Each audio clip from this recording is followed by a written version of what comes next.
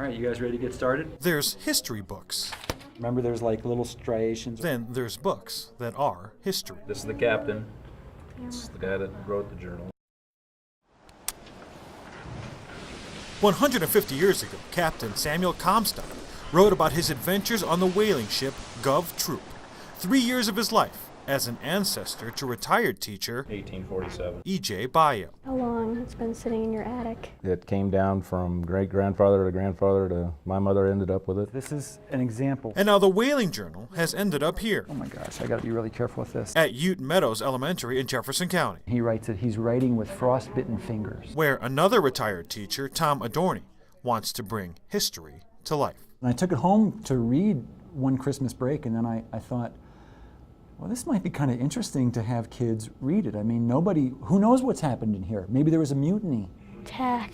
Okay, now I forgot what a tack is. Students like Sean McMullen go through it word for word, documenting everything. She got the same ship last time, so they must be spoking it again. Normally something like this would be the property of a university museum, and you'd have people with PhDs or graduate students reading it and transcribing it. You've got grade schoolers. Yeah. Last to whale. They've been working for more than a year, using photographed pages to type in every letter. Be able to find the names of these other ships that were out whaling as well.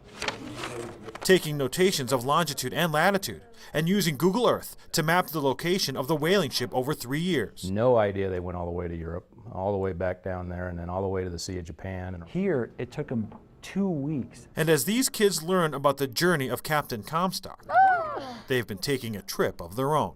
It doesn't get any more real than this unless we're able to transport them back to the time and put them on the deck of the ship. 120 BLS, which would be barrels. Barrels, yep, okay.